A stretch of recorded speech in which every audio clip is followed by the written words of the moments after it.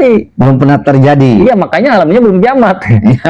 Gitu. Kalau misalnya yang dimaksud orang Arab nih, orang Arab, ya berarti harusnya sudah kiamat dong, sudah berakhir. Iya, betul. Karena Duriyah Nabi, seorang lelaki yang namanya serupa dengan nama Nabi, gitu kan? Yang orang Arab, yang menguasai bangsa Arab itu udah banyak dari dulu. Dari dulu udah banyak. Iya, betul, betul. Yang belum pernah terjadi itu Duriyah Nabi yang menguasai bangsa Arab, ya, yang namanya serupa dengan nama Nabi, tapi bukan orang Arab.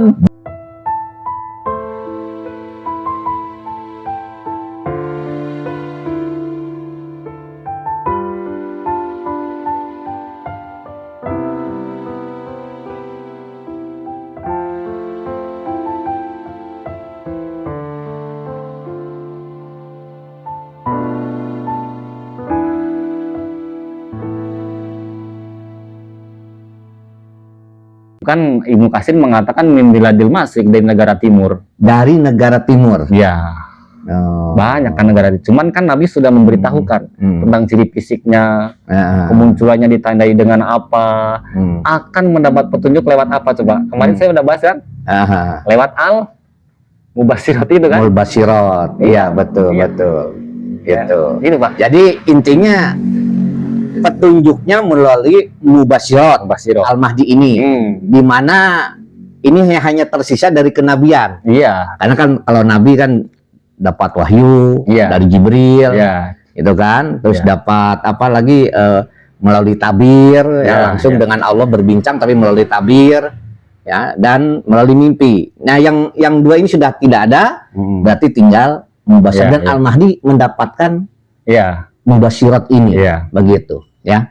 Nah, yang saya tanya lagi nih, setiap manusia kan bermimpi. Iya, itu dari dulu.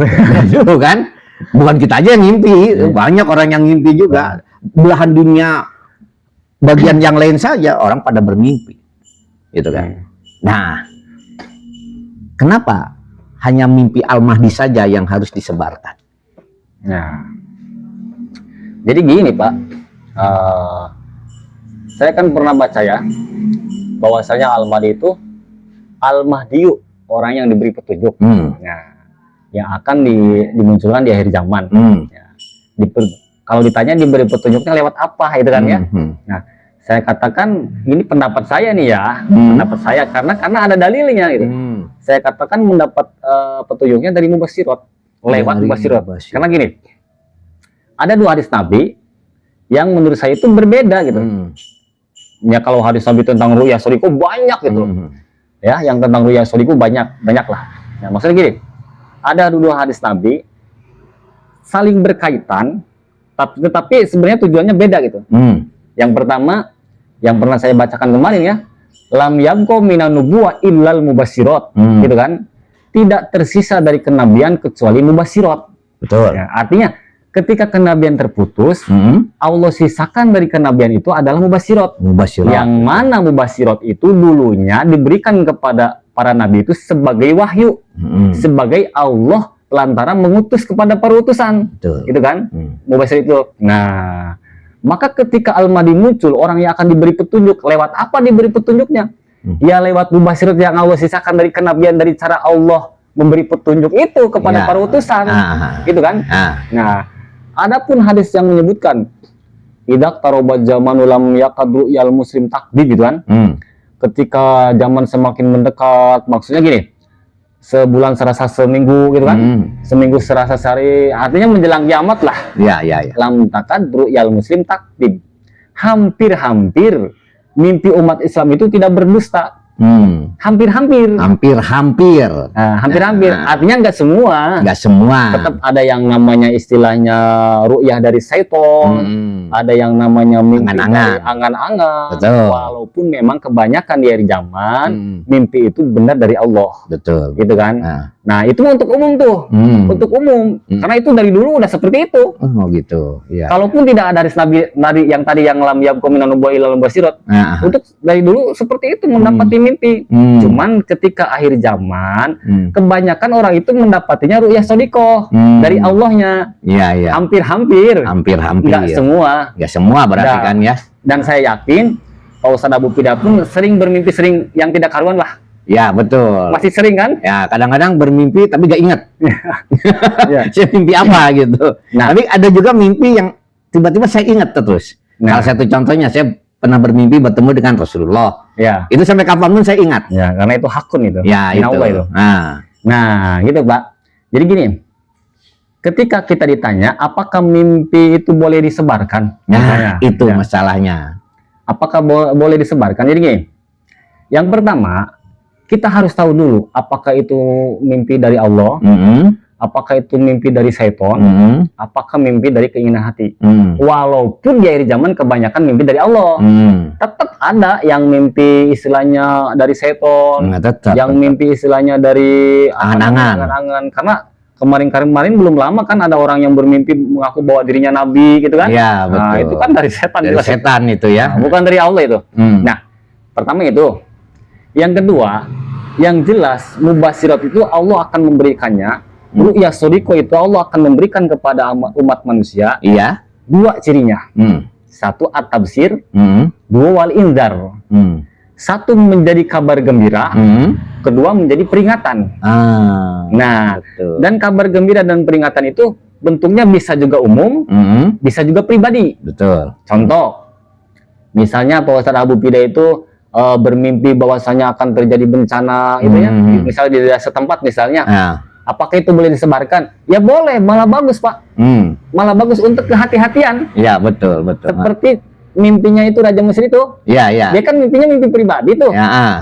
Tapi berhubung menyangkut umum tentang akan masa penceklikan, itu kan boleh disebarkan tuh. Iya. Walaupun tidak ada perintah kan? Tidak ada perintah. Artinya disebarkan, artinya orang-orang supaya tahu di masa depan itu akan seperti ini. Oh begitu. Supaya lebih hati-hati. Karena Allah itu salah satu membuka takdir di masa depan itu salah satunya lewat mubasyirat tadi.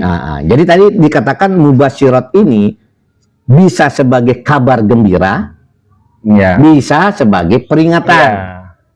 Jadi tidak semua mubasyirat itu kabar gembira. Tapi juga ada sebagai peringatan. Gitu. Jangan sampai begini, ketika kabar gembira dipakai, ketika peringatan dibuang nantinya, atau peringatan dicocokkan dengan kabar gembira supaya menggembirakan gitu. Jadi intinya ini harus tetap dalam konteksnya sebagai kabar gembira, maka sebagai peringatan. Oke. Kalau bentuknya umum, boleh disebarkan. Boleh disebarkan. Tapi kabar gembira dan peringatan kalau bentuknya pribadi, itu nggak boleh disebarkan. Maksudnya buat apa disebarkan gitu? Contoh gini lah. Semalam saya bermimpi Ustadz, mimpi apa? Saya mimpi disuruh tobat oleh guru saya, itu kan bagus tuh. Masa mimpi itu harus disebarkan? Masa orang-orang harus tahu? Harus tahu. Kita tobat, nggak usah kan? Itu. Atau kita mimpinya untuk memojokkan seseorang. Oke, Ustadz Dede nih. Kalau mubasyirat itu merupakan bagian dari kenabian, apakah sifatnya mubasyirat yang nanti akan diterima oleh Al-Mahdi? Kan oleh Al-Mahdi kan mubasyirat itu kan? Nah, itu sifatnya atau kepada umum lah ya. Nah, bisa saja kepada umum kan. Itu sifatnya untuk pribadi, untuk golongan, atau untuk seluruh umat. Kalau untuk Al-Mahdi sendiri ya, beliau kan beliau kan kalau di dalam banyak hadis itu kan dikatakan ya ba'asallahu rajulan min ahli baiti gitu ya. Banyaklah, bahkan ada yang sampai derajatnya sohe, bahwasanya memang padahal dulu kita pernah baca gini Pak ya, bukan istilahnya dari ulama tapi dari hadis. Tidak ada lagi nabi, tidak ada lagi rasul gitu kan. Tapi kenapa di hadis yang lain Nabi menyebutkan Al-Mahdi itu utusan gitu, karena memang diutus langsung oleh Allah gitu. Oleh Allah. Ya mungkin utusan yang dimaksud Rasul Al-Mahdi itu ya mungkin di bawah utusan yang pangkatnya Rasul itu betul. Maksudnya gitu. Karena kan itu langsung Nabi yang nyebut bahwasanya Al-Mahdi itu diutus langsung oleh Allah. Nah, ketika kita bertanya lewat apa ya Allah mengutus Al-Mahdi gitu kan? Ya tentunya kan dengan hadis yang tadi itu yang lam yakum minan nubuwah ilal mubasyirat. Ya tentunya lewat mubasyirat yang Allah sisakan dari cara Allah mengutus kepada para utusan. Betul. Gitu kan? Nah, kalau ditanya fungsinya untuk apa? Ya Al-Mahdi kan diutus itu untuk apa? Untuk kemaslahatan umat manusia seluruh dunia. Berarti mubasyirat yang didapatinya nantinya itu untuk dunia gitu. Bukan untuk golongan. Bukan untuk golongan. Untuk apalagi untuk kelompok. Ya kan saya udah bilang, alma itu bukan untuk orang NU. Bukan, maksudnya bukan dari NU gitu kan.